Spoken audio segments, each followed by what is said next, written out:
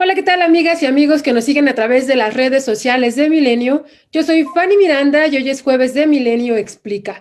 Hoy tenemos un tema que nos interesa a todos porque queremos saber qué pasa después del COVID. Hemos sabido de casos que pues reportan secuelas después de haber superado esta enfermedad. Por eso hoy nos dimos cita con dos expertos del Instituto Nacional de Enfermedades Respiratorias. Se trata de la doctora Susana Galicia Amor. Ella es jefa del Departamento de Rehabilitación Pulmonar del INER. Muchas gracias, doctora. Buenas tardes. Muchas gracias, buenas tardes a todos. Y también nos acompaña el doctor Juan Carlos García Hernández. Él es médico especialista en rehabilitación, también del Departamento de Rehabilitación Pulmonar del INER. Gracias, doctor. Buenas tardes. Hola, ¿qué tal? Muy buenas tardes. Gracias por la invitación. Al contrario, gracias a ustedes por aceptarla. Y como mencionaba a ustedes que nos están siguiendo a través de Facebook Live de Milenio, pues se han reportado que después de haberse recuperado de COVID-19, pues varios pacientes reportan secuelas, no solamente a nivel pulmonar, se habla de deficiencias relacionadas con la salud física, cognitiva o mental. Por ello es que queremos preguntarle a ustedes, doctora, ¿cómo actúa el virus en nuestro organismo y qué secuelas produce una vez que logramos pues superar esta enfermedad? Adelante, doctora. Muchas gracias. Sí, buenas tardes. Bueno, miren, esta parte es muy importante porque hemos tenido que aprender del padecimiento en la medida que lo hemos aprendido. La enfermedad más cercana que teníamos era influenza y sabemos que deja una secuela importante a nivel respiratorio, que es la fibrosis pulmonar. Sin embargo, también sabemos a lo largo de muchos años, al menos en el Instituto de 1987 a la fecha, que atendemos padecimientos respiratorios, que cualquier padecimiento respiratorio tiene un impacto a nivel sistémico y esto significa que puede afectar a otros órganos. Específicamente hemos visto que baja en la oxigenación tiene una repercusión muy importante en los músculos de las cuatro extremidades, no solamente los músculos de la respiración, como hace muchos años se pensaba. Y COVID no ha sido la excepción. Lamentablemente es un padecimiento que sí inicia a través de vía respiratoria, que tiene al inicio el impacto prácticamente a este nivel, sobre todo a nivel del alvéolo, que es la parte donde va a entrar el oxígeno a la sangre. Y entonces esta parte nos complica porque resulta que tiene afinidad también por otros órganos y esto tiene que ver con los famosos receptores. Entonces, esto implica que no solamente se ve afectada la vía respiratoria, sino que va impactando a nivel de muchos órganos, aparatos y sistemas. Entonces, la condición de salud de cada persona cuando se contagia es muy importante, de ahí que tengan tanto peso las comorbilidades, que ya hemos visto que es la obesidad o sobrepeso, la diabetes mellitus y específicamente la hipertensión arterial son las que generan más descontrol y generan un mayor riesgo a la población solo por el hecho de adquirir COVID. Ahora, esto implica que una vez que el virus llega a la vía aérea, también empieza a disparar daño a nivel de otros órganos, como puede ser el corazón, el riñón, el hígado, el intestino. Entonces, esto va complicando la situación de gravedad del paciente conforme pasan los días, sobre todo a partir del 8º día, que mucho se ha hablado de esta cascada de citocinas. Y entonces, digamos que hay una respuesta inflamatoria exagerada y esto es lo que va condicionando la gravedad de los pacientes. Y entonces se suma la insuficiencia respiratoria, que es la falta que tienen de oxigenar bien. Y entonces es cuando empieza esta necesidad de administrar oxígeno suplementario, tener que intubar y pasar a una terapia. Sin embargo, paralelo a esto, puede haber una repercusión a nivel del corazón, a nivel cardiovascular, que puede generar coágulos y esto puede terminar en un infarto al corazón, en daño a nivel de un accidente cerebral, que es lo que tradicionalmente conocemos como embolia. Y aparte, bueno, sabemos que algunos de los pacientes tienen diarrea, pierden el olfato, el gusto. Esto implica que hay una afección a nivel del sistema nervioso. Entonces, esto significa que a la larga nosotros vamos a esperar daño no solamente a nivel respiratorio, sino a nivel cardiovascular, a nivel musculoesquelético. Esta situación de los microinfartos a nivel cerebral pueden darnos un daño cognitivo o por el hecho del tiempo que los pacientes pasaron con baja oxigenación, Y esto, recuerden que la oxigenación siempre debe estar arriba del 90%. Y bueno, posteriormente, cuando el paciente se atiende, que se tiene que sedar o simplemente que tiene que estar en reposo en cama, pues esto hace que haya mayor afección también del músculo. Esto implica que va a haber desuso, desacondicionamiento, el tejido pierde su elasticidad, las articulaciones también se ven afectadas en ese sentido y una articulación que no se mueve a largo plazo va a generar dolor. Y si a esto sumamos la posición en la que a veces tenemos que ponerlos estando boca abajo, explica que a veces por la posición en la que tenemos que colocarlos o por el hecho de que el paciente tenga que estar sedado o por el sobrepeso, puede haber alguna lesión a nivel de la articulación o que se atrape un nervio y esto a la larga nos va a dar un problema de dolor o de movimiento. Entonces, pareciera que lo más común son las úlceras por presión, pero no es lo más común que estamos viendo. Y entonces, las secuelas que nosotros podemos ver posterior a que alguien sufra COVID tiene que ver con todos estos órganos, aparatos, sistema que se vio afectado. No es exclusivamente a nivel respiratorio. Afortunadamente, esta inflamación tan intensa que tiene el pulmón y específicamente el alvéolo se va recuperando. La mayoría de los pacientes ha podido dejar el oxígeno y son pocos los pacientes que han desarrollado fibrosis, que era algo que al inicio se esperaba comparándolo con influenza. Afortunadamente no ha sido así. No obstante, pues sí, muchos pacientes están requiriendo oxígeno a largo plazo por más de un mes y a veces esto genera mucha angustia. Ya el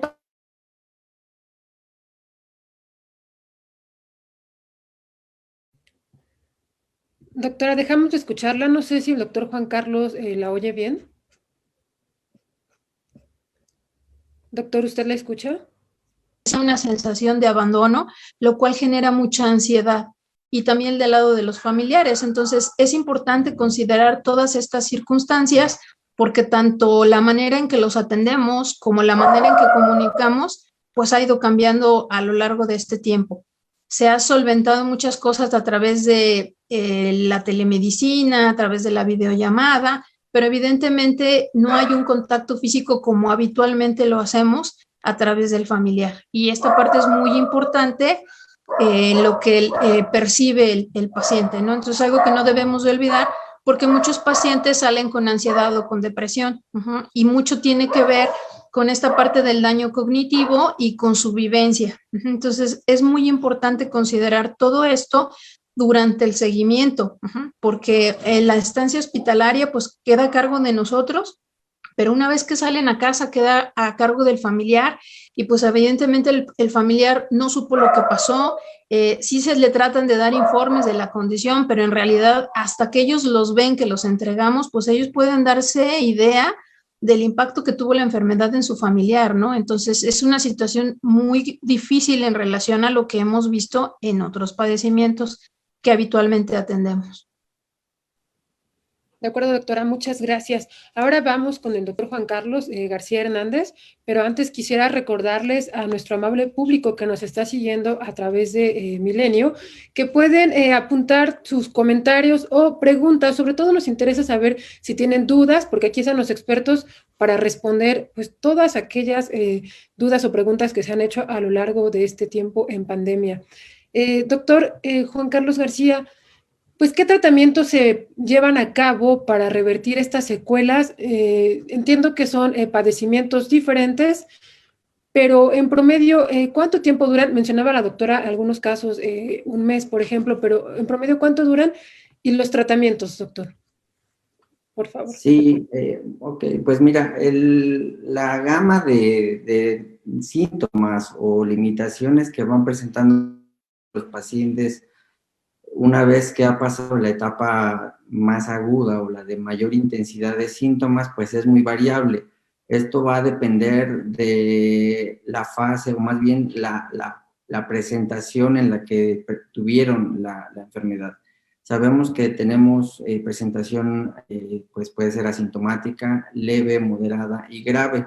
Dependiendo del tipo que se haya presentado, pues es la cantidad de síntomas o limitaciones físicas que pueden manifestar y el tiempo precisamente también va a depender de lo mismo. Entonces, tenemos pacientes que estuvieron un curso de la enfermedad con síntomas muy ligeros, que solamente tuvieron la necesidad de tratamiento en domicilio, en donde los síntomas principales que manifiestan puede ser fatiga, puede ser palpitaciones, taquicardias, sensación de cansancio. Y esto, pues, la recuperación va a depender de qué tan pronto se comiencen a reintegrar a una actividad o una actividad física que les permita ir reduciendo el impacto de estos síntomas. En aquellos otros pacientes en donde la presentación de la enfermedad fue mayor, que requirieron una hospitalización por una presentación moderada, en donde no requirieron tal vez una intubación para mantener una ventilación mecánica, las manifestaciones van a ser todavía aún mayores, en donde la misma fatiga, el cansancio, la pérdida de masa muscular, la pérdida de fuerza muscular, los van a limitar todavía aún más y se va a manifestar con limitaciones todavía aún mayores, en donde el paciente tarda en recuperar en promedio entre 15 y 20 la habilidad de ponerse de pie por sí solo. Ha habido pacientes que tardan cerca de un mes en poder caminar por sí solos, sin ayuda de un aditamento, de un auxiliar de la marcha. Y Doctor, perdón, ¿puede dejar de compartir pantalla para ver su rostro? Porque solo estamos viendo la pantalla, por favor. claro, Muchas gracias. sí. Y entonces, pues, las manifestaciones, repito, pues van a depender mucho de la presentación y de la forma clínica en la que tuvieron la etapa más aguda. Y por último, los pacientes que estuvieron en una estancia crítica, que estuvieron más graves, pues evidentemente son quienes requieren todavía aún más apoyo, más atención. El tiempo de recuperación, pues, es todavía mayor. Tenemos pacientes que llevan en promedio 3 meses, 4 meses, incluso hemos tenido pacientes que tienen hasta 6 meses de haber salido de la etapa aguda y que aún persisten con molestias y que todavía persisten con limitaciones en sus actividades, que todavía no logran reintegrarse a su vida previa. Y pues evidentemente son pacientes que muy probablemente no recibieron un tratamiento oportuno en cuanto a integrarse a un programa de rehabilitación. Los que logran comenzar una rehabilitación temprana, pues son quienes avanzan un poco más rápido en la recuperación de sus habilidades perdidas. De acuerdo, doctor, muchas gracias y vamos a comenzar a leer algunos comentarios. Lili Orma dice, muchas gracias por la información. Secuelas de COVID en niños, ¿cuáles son y cómo se les da seguimiento para evitar enfermedades crónico-degenerativas? En niños, pues nosotros en el INER estamos atendiendo cerca de, bueno, sin temor a equivocarme, exclusivamente adultos. No hemos atendido niños que tengan una presentación que requiera una atención para hospitalizarse o una parte crítica. Generalmente son pacientitos que cursan con síntomas leves.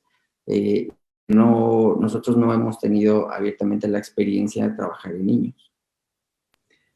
Entendido. Y Armando Martínez nos pregunta si el daño por COVID-19 hacia los pulmones es irreversible. No, no forzosamente. Afortunadamente, lo más importante que es la inflamación está revirtiendo. Esto mucho depende de la agresividad que tuvo el virus, insisto, de la condición de salud previa. Entonces, cuando tienen una inflamación muy severa, es cuando tarda más meses en revertir. Por eso es importante el seguimiento con tomografía o radiografía. Y esto es sobre todo importante en los que ameritaron uso de oxígeno suplementario. Evidentemente, eso implica ya mayor daño en cuanto a la inflamación. El riesgo que tiene una inflamación es que esto puede llevar a una cicatriz. Entonces, la cicatriz es lo que se espera que llegue a la fibrosis pulmonar. Si no hay cicatriz, va a tardar en desinflamar probablemente, pero va a quedar un pulmón, no sabemos todavía si va a ser sano, pero al menos no va a tener un impacto importante que no le permita llevar una vida normal. Doctora, y al inicio de su presentación usted enlistaba pues una serie de reacciones del cuerpo, como estos coágulos.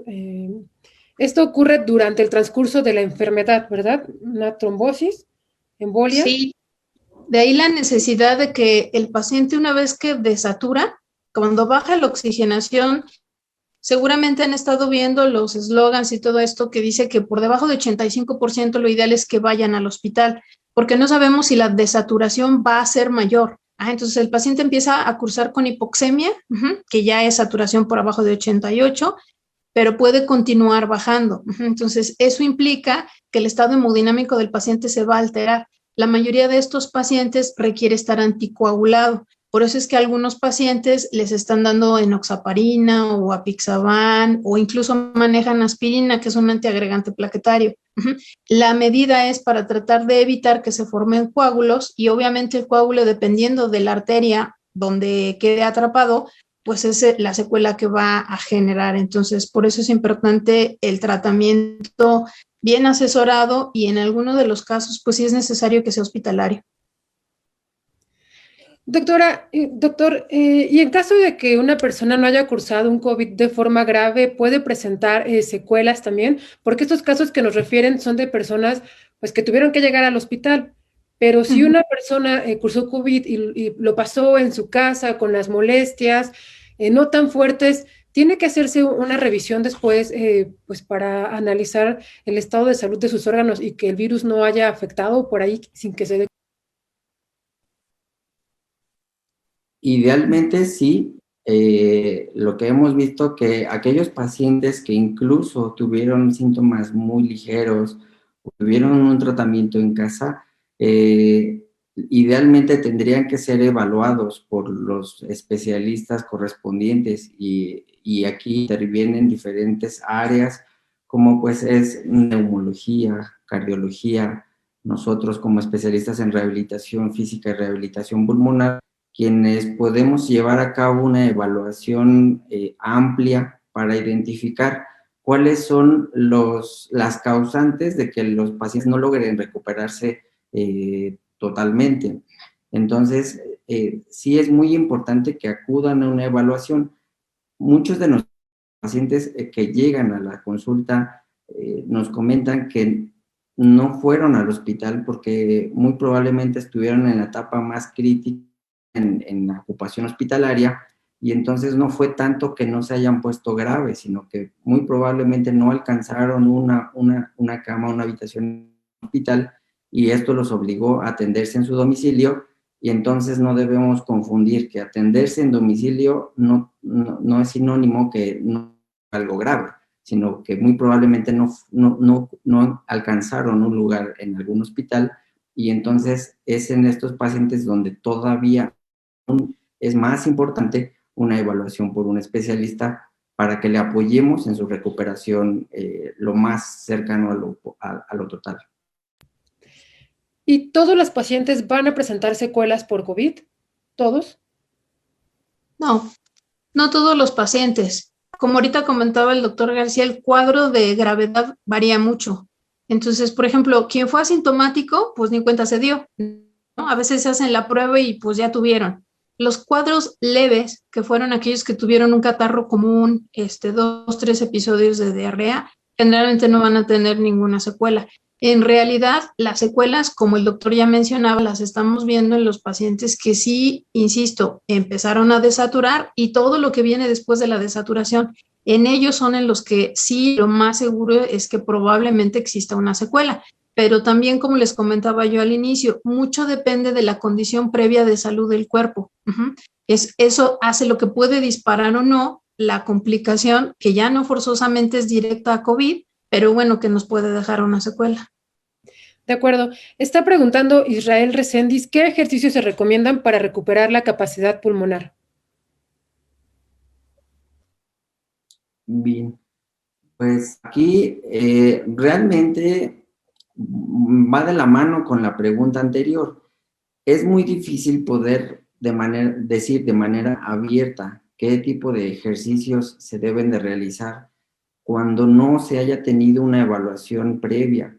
A veces estamos llenos últimamente de imágenes o fotografías o publicaciones en redes sociales en donde se comparten ejercicios para mejorar la respiración.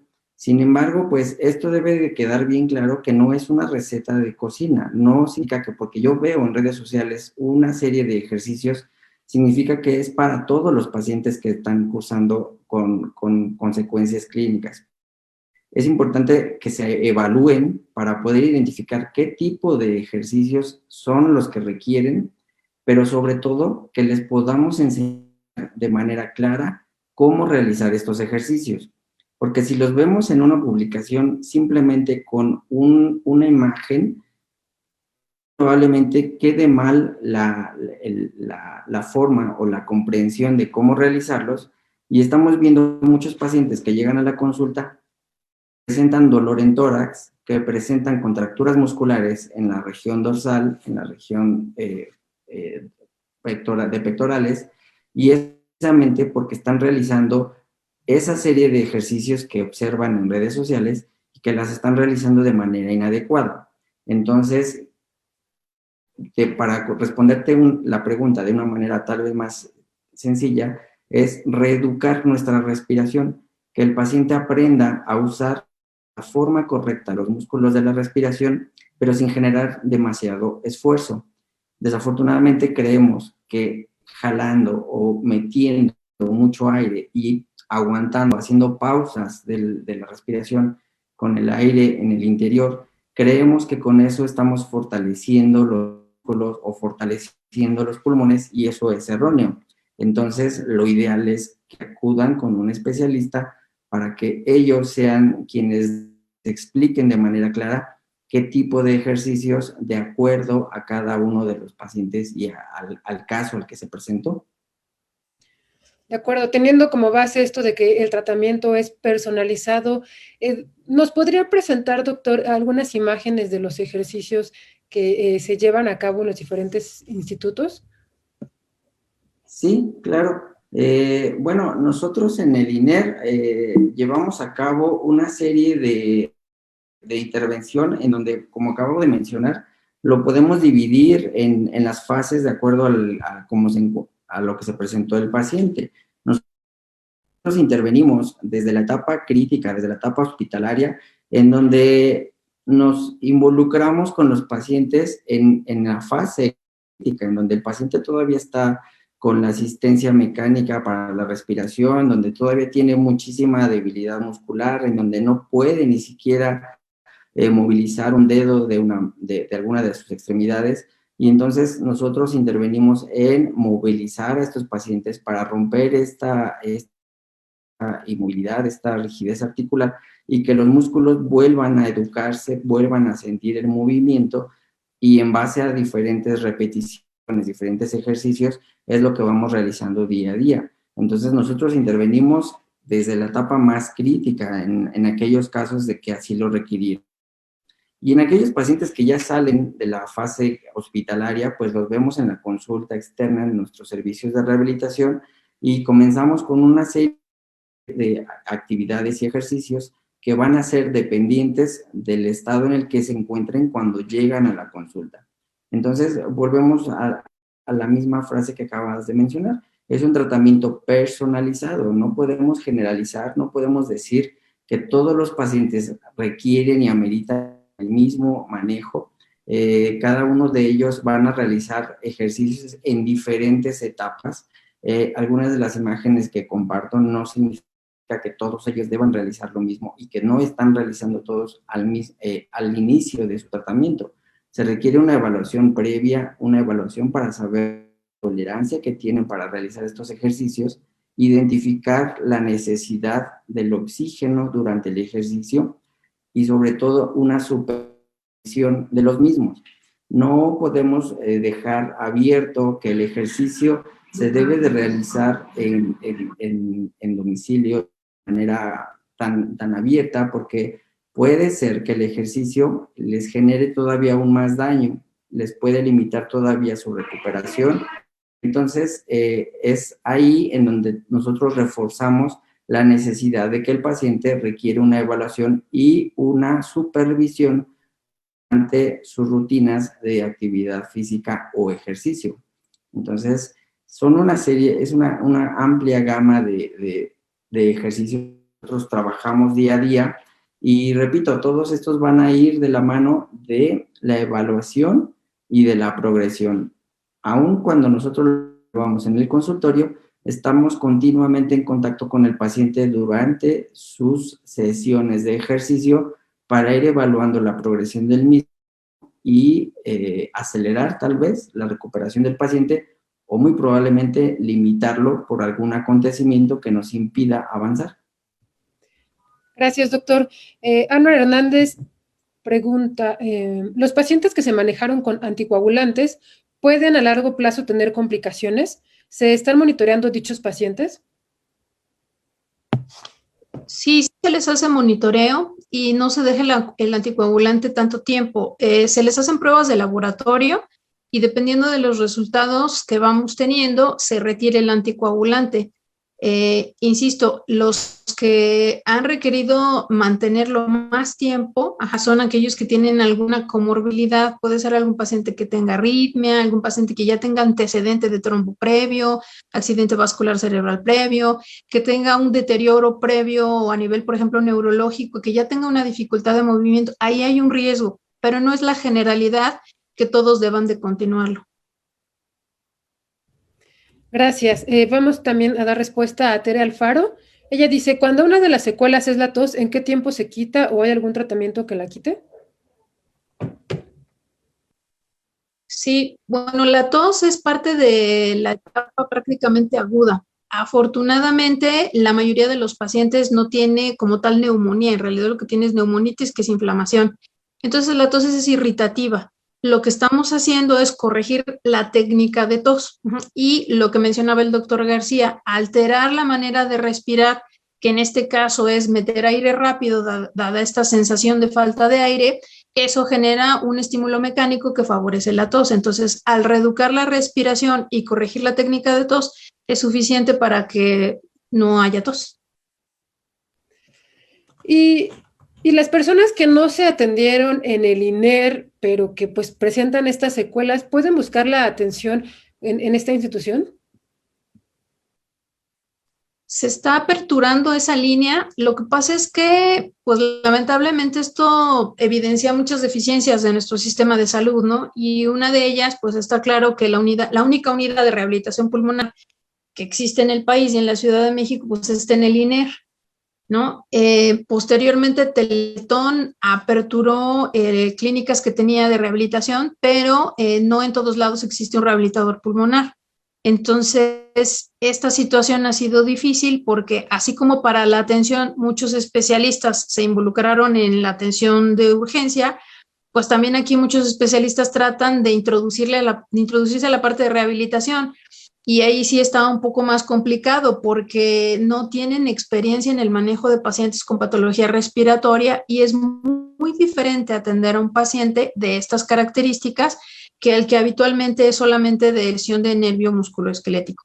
Entonces, esa parte ha sido difícil y el INER no puede absorber todo, ¿no?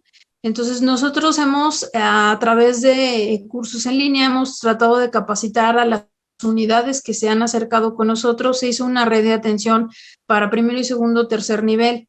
El problema que hemos tenido es que muchas unidades de rehabilitación, o sea, ya pasamos un año y siguen cerradas, ¿no? Y entonces esto hace que la demanda de atención no se esté cubriendo y pues esto lo complica.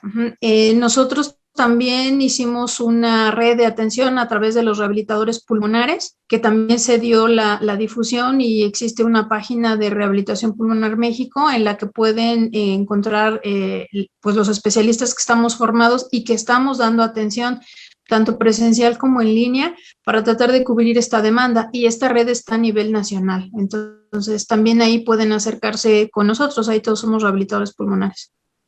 Esto que comenta, doctora, sí me parece, pues, de alguna manera grave, porque la recomendación que nos da el doctor es buscar el tratamiento personalizado, no buscar los tutoriales en YouTube o las recomendaciones, buscar al médico, pero por otro lado, pues hay deficiencia de rehabilitadores. Entonces, ¿qué le queda a la población?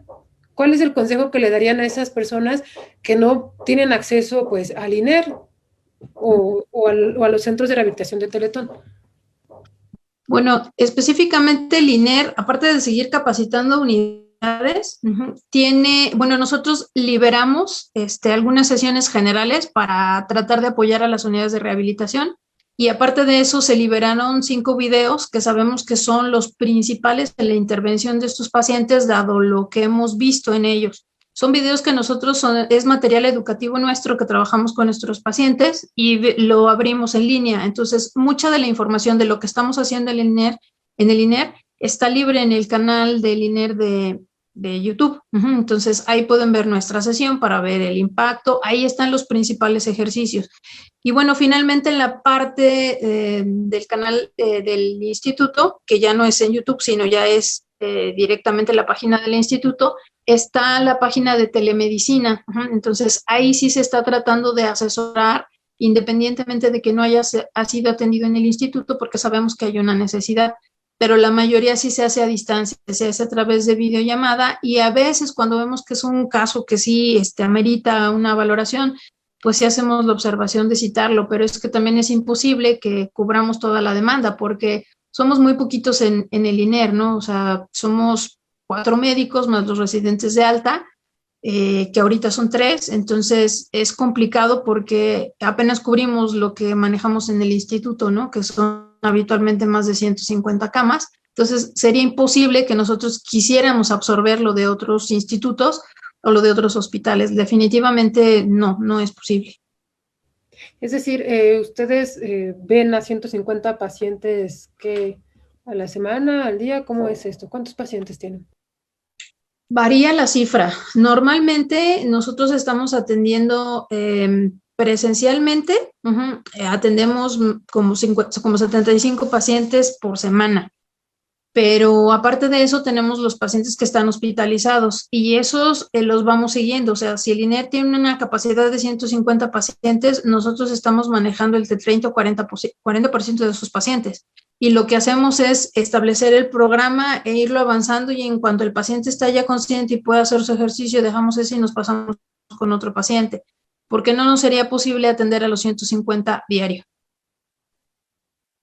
Tienen mucho trabajo, doctores. Yo también quisiera preguntar, hay un término que salió apenas y no me queda del todo claro, este síndrome post-COVID. Lo escuchamos ayer en la conferencia, o antier, debido a este caso de COVID-19 en el subsecretario de Salud. ¿Qué es este síndrome post-COVID y tiene que ver con esto de lo que estamos hablando, con las secuelas? Sí, claro, en realidad son las secuelas, ¿no? Porque una vez que se negativiza la prueba, entonces pues sería muy fácil decir está curado de COVID. El post-COVID es todo lo que dejó, entonces en realidad serían todas las secuelas.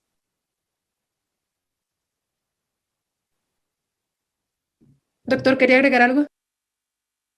Sí, justo realmente el síndrome post-COVID, pues es lo que estamos trabajando día a día en la consulta en el instituto y en diferentes lugares en donde laboramos, porque precisamente es toda esta combinación de limitaciones físicas e incluso no físicas que van a estar limitando a nuestro paciente. Hablábamos acerca de la imposibilidad de caminar a la misma velocidad que lo hacía antes, la dificultad que en algunos pacientes tienen incluso para andar de manera continua, la pérdida de fuerza muscular, la pérdida de la habilidad para poder desplazarse por sí solos, pero también tenemos aquellas otras manifestaciones que no solamente son físicas, sino también hablaban en un principio de alteraciones a nivel cognitivo, esto es, a funciones mentales superiores, en donde pues se llega a alterar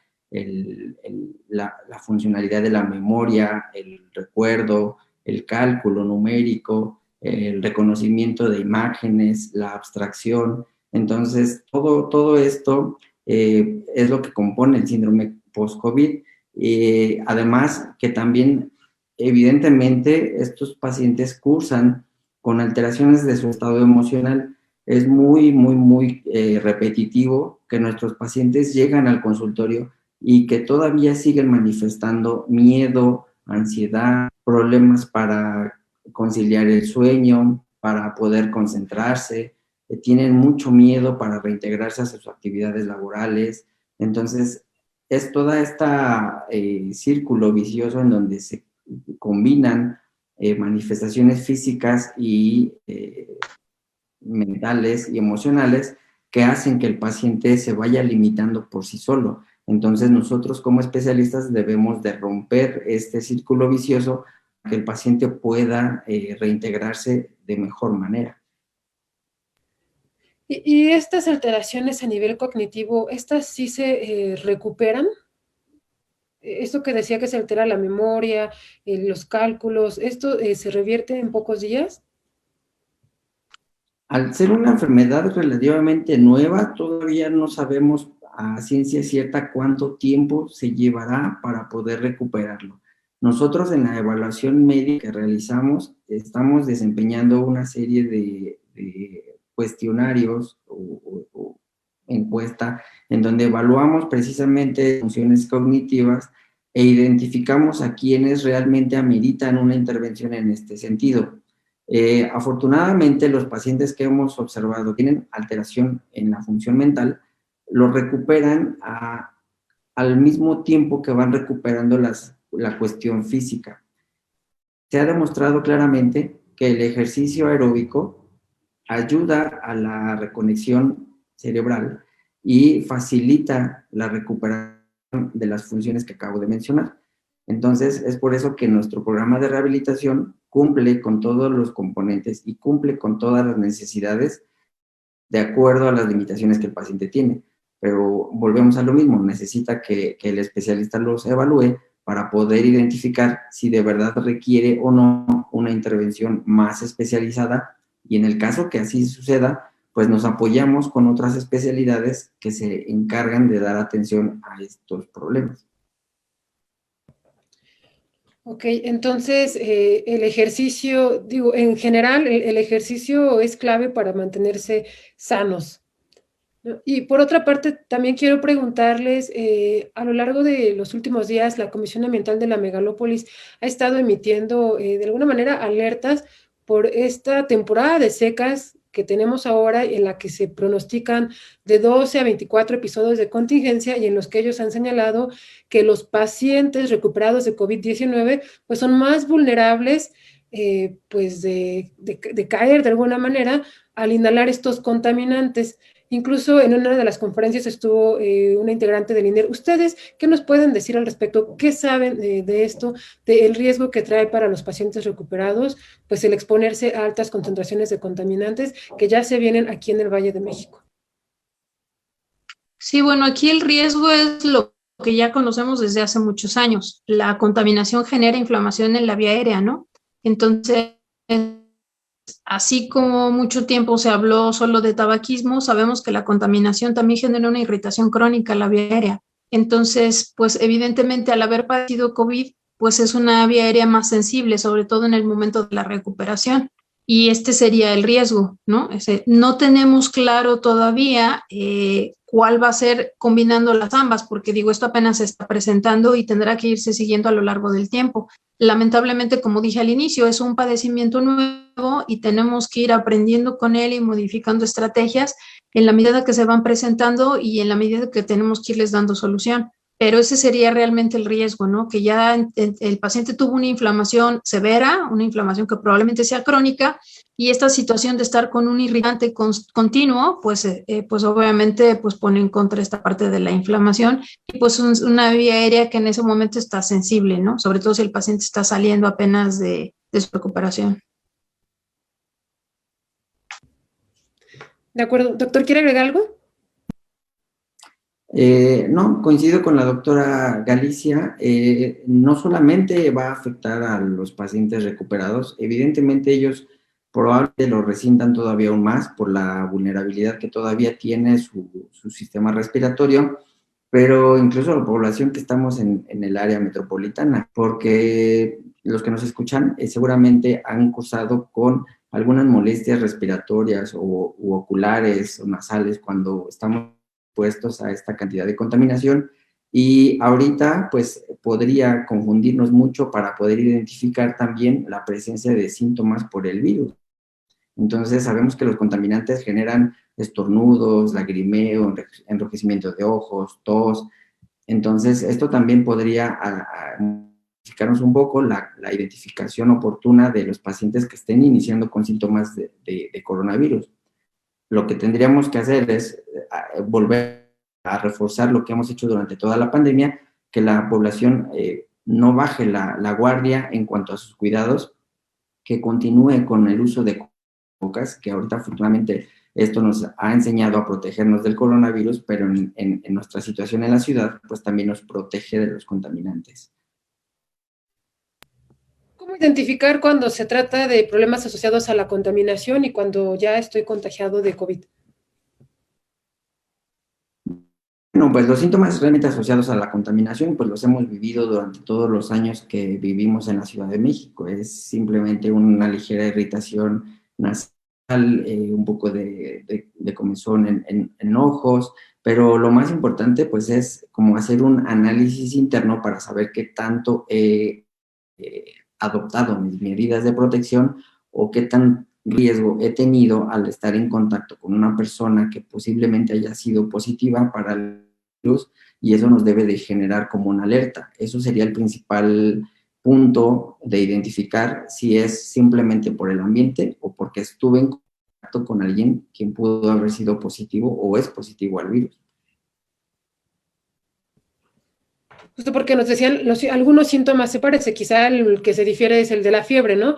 Pero pues ardor de ojos, la tos, dolor de cabeza, podría ser muy similar. Muy bien, no veo más preguntas aquí, hay comentarios por atender las dudas, por la plática, pero doctores, ¿ustedes quieren dejar un mensaje claro en la población? Quizá pienso antes para prevenir esta enfermedad y después, bueno, para las personas ya recuperadas que no han recibido la atención.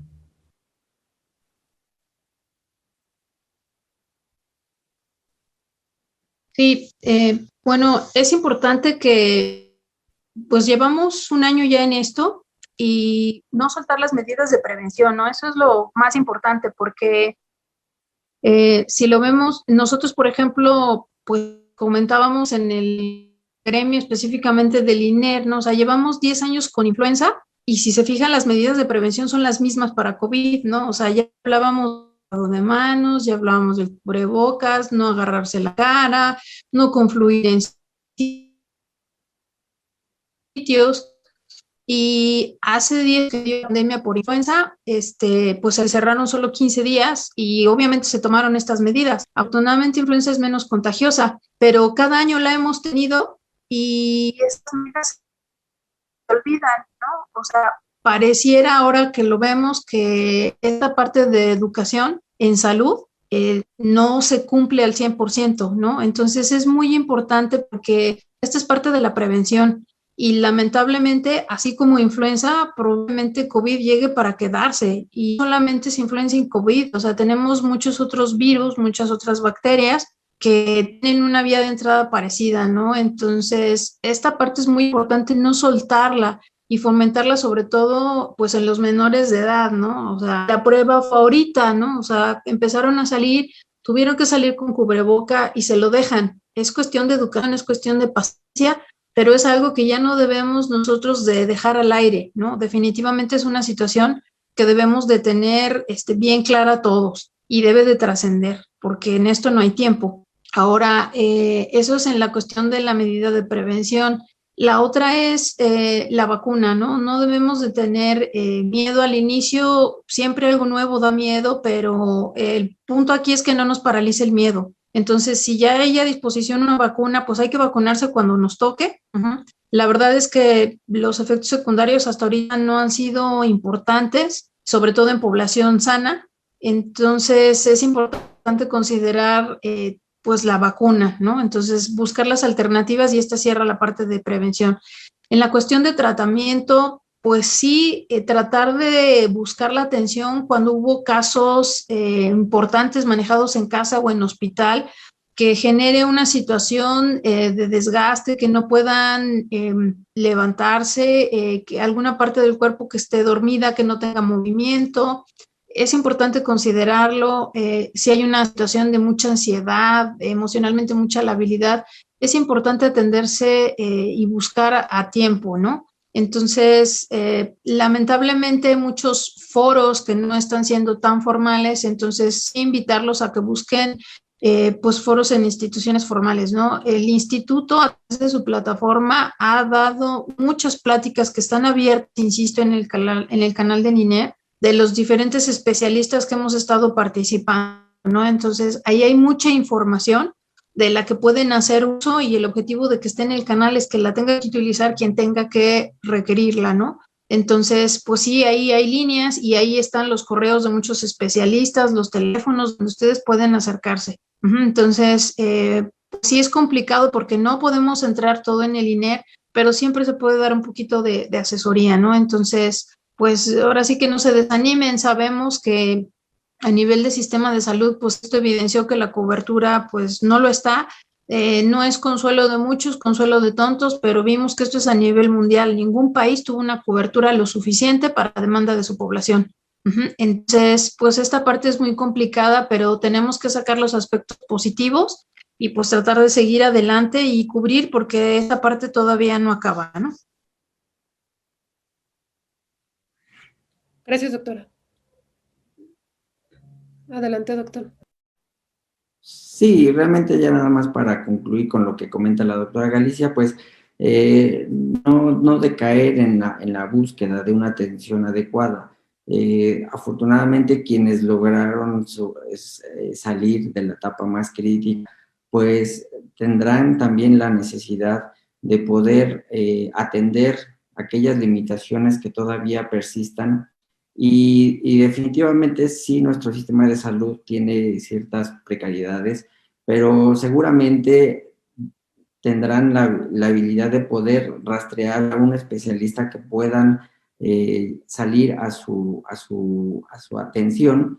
Entonces, pues bueno, que no se quede con la idea de que somos extremadamente pocos, lo somos, evidentemente. Sin embargo, pues muchos especialistas actualmente estamos atendiendo a estos pacientes y entonces, pues bueno, tendremos que seguir.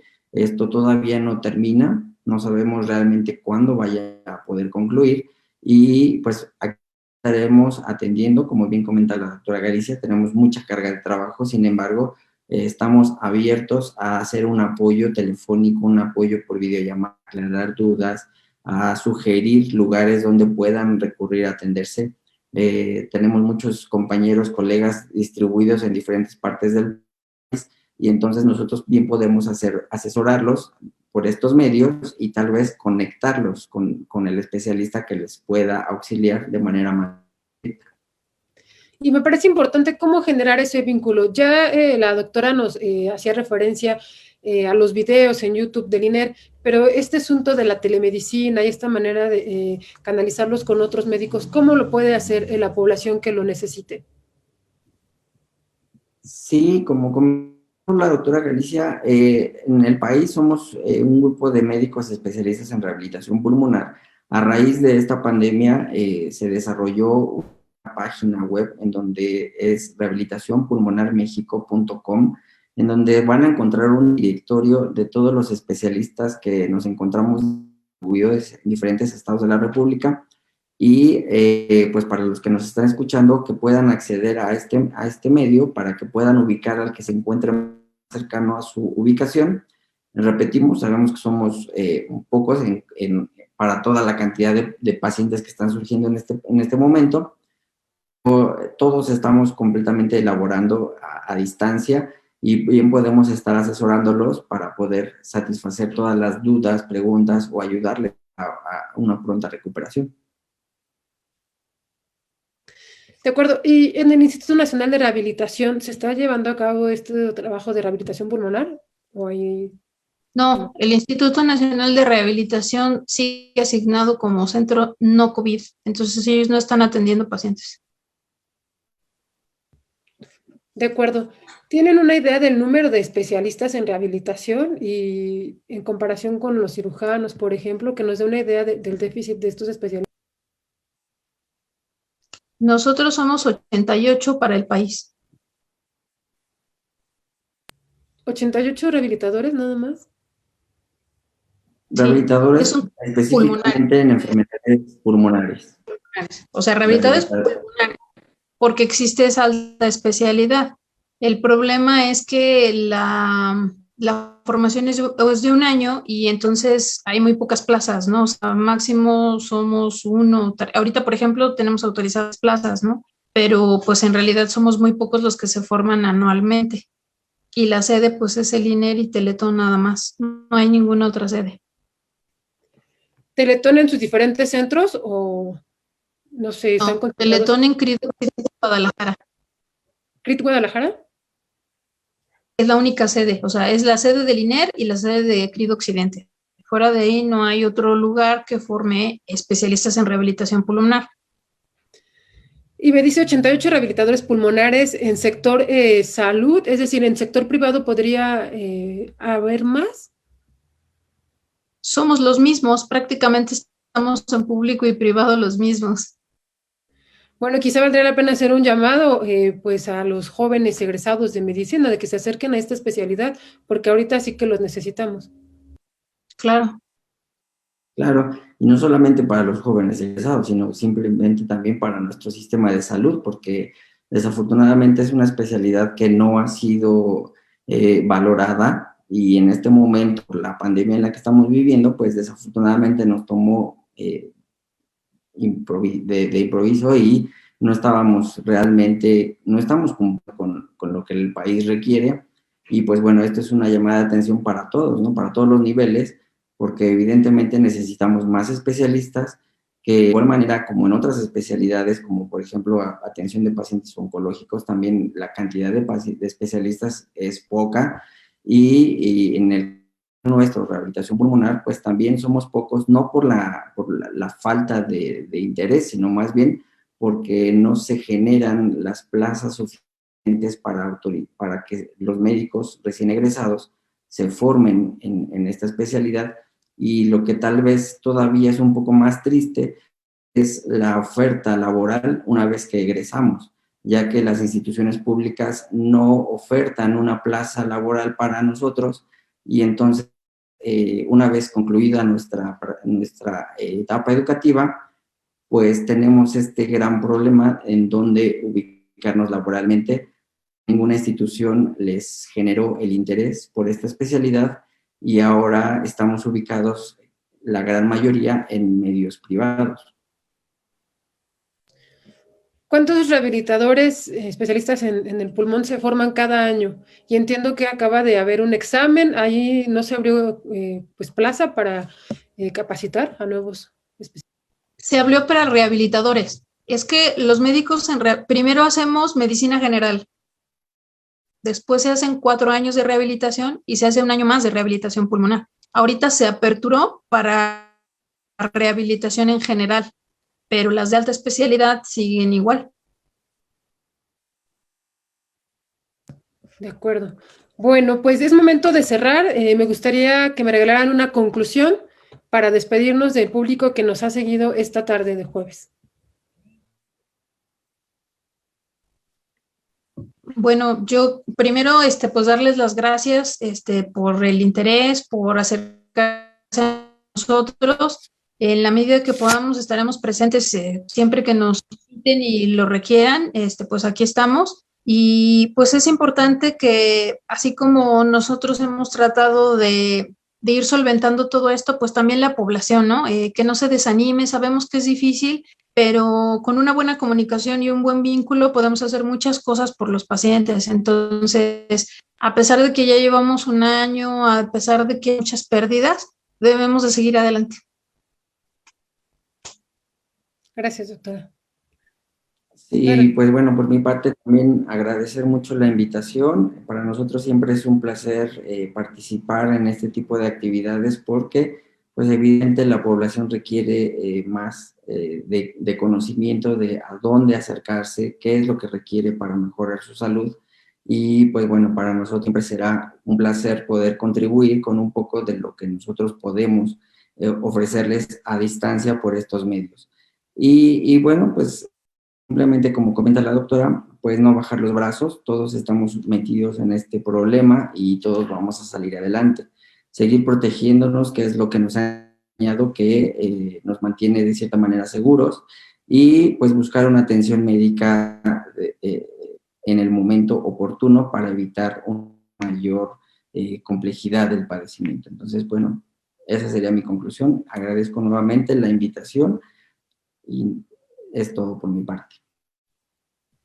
Pues yo les agradezco a ustedes que hayan compartido su experiencia tanto en el ámbito profesional, esto que nos comentan, ese déficit de rehabilitadores pulmonares, el trabajo que ha implicado a lo largo de un año, y también pues me dejaron con el ojo cuadrado con todo lo que provoca, con todo el daño que provoca el COVID-19, y de ahí la necesidad de mantener estas medidas de distanciamiento social, el lavado de manos para evitar contagiarnos. Eso es lo que queremos, evitar contagiarnos para necesitar pues de una rehabilitación después. Pues yo le agradezco mucho, doctora Susana Galicia Amor, jefa del Departamento de Rehabilitación Pulmonar, y al doctor Juan Carlos García Hernández, médico especialista en rehabilitación, también perteneciente a este departamento en el INER. Yo soy Fanny Miranda. Si ustedes tienen más sugerencias, si tienen más dudas sobre otros temas en torno a cómo vivir en pandemia, pues los invito a que me escriban a mi cuenta, Fanny Miranda Periodista. Ahí pueden sugerirme temas o pueden comentarme, pues para que abramos estos foros con los especialistas en las próximas ocasiones. Y de verdad que ojalá podamos platicar con ustedes pues en otra ocasión, porque es un tema bastante interesante y que es importante que la gente conozca, justo para tomar conciencia de por qué debemos evitar contagiarnos. Muchísimas gracias. Esto pues fue Milenio Explica, hoy rehabilitación pulmonar, la vida después de COVID. Esto fue todo. Muchísimas gracias. Hasta luego. Gracias, doctores. Hasta luego. Gracias. Hasta luego. Hasta luego. Muchas gracias. Al contrario, buena tarde.